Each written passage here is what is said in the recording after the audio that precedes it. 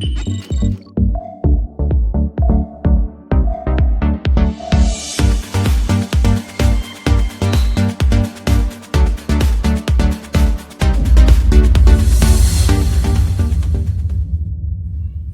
दोस्तों, स्वागत है आप सभी का हमारा YouTube channel BL live classes में। हम आप लोगों के लिए डॉक्टर मनोहर रे के गणित कक्षा 10 का सलूशन कंटिन्यू कर रहे थे और यह जो वीडियो है पार्ट 12 मेंसुरेशन क्षेत्रमिति का है।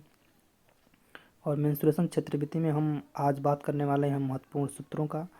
और महत्वपूर्ण सूत्रों के बात करने से पहले यदि आप हमारे चैनल पर नए हैं तो चैनल को सब्सक्राइब करना तथा वीडियो को पसंद आने पर वीडियो को लाइक करना ना भूलें।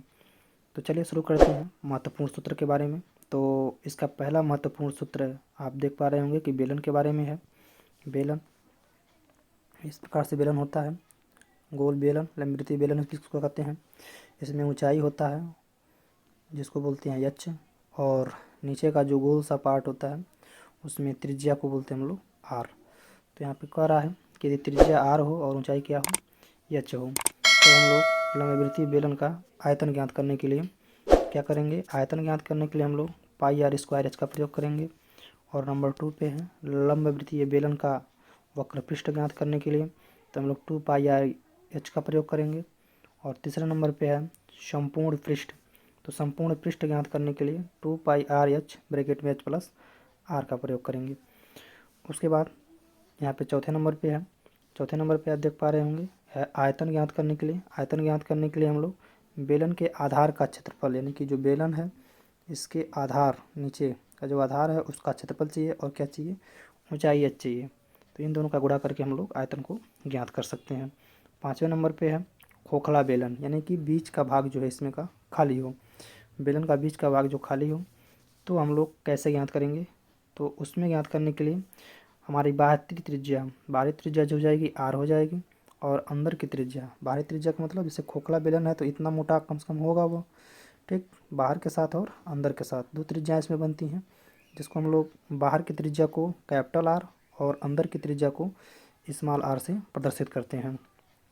इसमें पहले आयतन ज्ञात करने के लिए हम क्या करेंगे, हम स्मॉल आर ब्रैकेट में कैपिटल आर का स्क्वायर माइनस आर का स्क्वायर ब्रैकेट बंद और एच का प्रयोग करेंगे।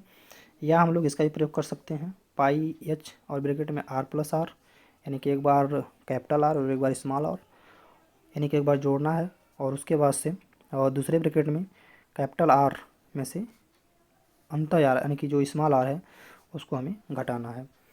चलिए आगे बढ़ते हैं। उसके बाद है तीसरा हमारा है शंकु। तो शंकु के बारे में बात करेंगे। ये भी लंबवृत्तीय शंकु है। शंकु इस प्रकार से होता है, ठीक। इसमें ऊंचाई भी होती है और नीचे का पार्ट जो है घिरा होता है। तो ऊंचाई जो है इसका एच, ऊंचाई जो होगा इसका एच हो जाएगा और त्रिज्या जो है इसकी आर हो जाएगी। और इसको जो बगल का पार्ट होता है इसको हम लोग यल से प्रदर्शित करते हैं, जिसको तिर्यक ऊंचाई भी कहते हैं। यानी कि त्रिज्या आर हो गया, ऊंचाई हमारा एच हो गया और तिर्यक ऊंचाई जो है यल।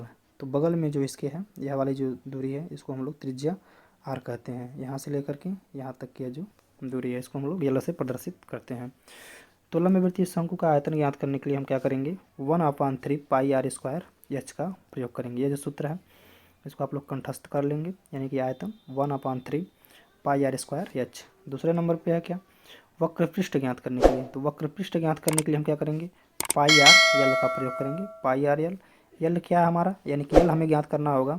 तो यल का मान यानी कि तिर्यक ऊंचाई ज्ञात करने के लिए हम कौड़ी में एच का स्क्वायर प्लस आर का स्क्वायर का प्रयोग करते हैं।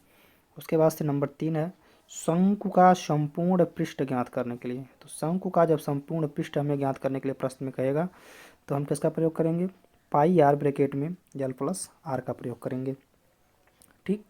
चलिए आगे बढ़ते हैं तीसरे पॉइंट पे। तीसरा पॉइंट हमारा है गोला। गोला के बारे में देखते हैं। तीसरे पॉइंट पे है गोला। गोला में गोला जो गोल सब भाग होता है, वृत्त की बात नहीं कर रहा है, वृत्त और गोले में अंतर होता है। वृत्त में क्या होता है, वृत्त बीच का खाली होता है, लेकिन गोला जो होता है जैसे गोली, शीशे की गोली होती है, यह पूरा बीच से क्या होता है, भरा होता है, यानी कि पूरा का पूरा भरा होता है, या उसको हम लोग बोलते हैं गोला, ठीक।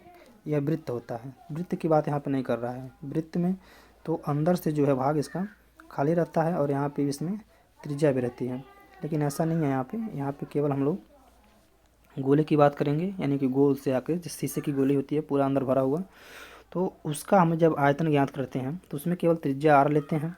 तो आयतन ज्ञात करने के लिए हम लोग 4/3 और r पाई आर का स्क्वायर का हम लोग प्रयोग करेंगे, यानी यहाँ पे है ठीक 4/3 पाई आर स्क्वायर क्यूब, क्यूब का प्रयोग करेंगे, क्यूब। उसके बाद से यह हो गया आयतन। और दूसरे नंबर पे होता है गोले का पृष्ठ। गोले का पृष्ठ ज्ञात करने के लिए 4πr स्क्वायर का प्रयोग करेंगे, ठीक है। यहाँ पे है स्क्वायर हम का मतलब यह पृष्ठ के लिए है, ठीक है। पृष्ठ ज्ञात करने के लिए πr स्क्वायर का प्रयोग करेंगे। तो यह रहा कुछ महत्वपूर्ण सूत्रों के बारे में। आप वृत्त के बारे में जानते ही होंगे। वृत्त में क्या होता है, ये परिधि होती है, परिधि वृत्त जिस जो वो बाहर राउंडिंग है, या जो बाहर का जो राउंडिंग है इसको हम लोग परिधि कहते हैं, ठीक। और अंदर का जो पार्ट होता है, यानी यहाँ से यहाँ तक की जो दूरी होती है उसको हम लोग बोलते हैं त्रिज्या। क्या बोलते हैं इसको, त्रिज्या। त्रिज्या को हम लोग दर्शाते हैं r से। और जो पूरी दूरी होती है, यानी यहाँ से लेके पूरी यहाँ तक की जो दूरी है उसको हम लोग बोलते हैं व्यास। तो व्यास को d से भी प्रदर्शित करते हैं, ठीक। तो यदि वृत्त का क्षेत्रफल ज्ञात करना है तो 2πr से हम लोग परिधि ज्ञात कर लेंगे, परिधि ज्ञात कर लेंगे। और क्षेत्रफल ज्ञात करने के लिए, वृत्त का क्षेत्रफल ज्ञात करने के लिए हम क्या करेंगे, वृत्त का क्षेत्रफल ज्ञात करने के लिए πr स्क्वायर का प्रयोग करेंगे, ठीक है। πr स्क्वायर का प्रयोग करेंगे, ठीक। तो यह रहा मतलब कुछ सूत्रों के बारे में। और हम लोग चलते हैं प्रश्नावली पे। प्रश्नावली पे बात करेंगे प्रश्न के बारे में, और प्रश्न को देखेंगे किस प्रकार से सॉल्व हो रहा है।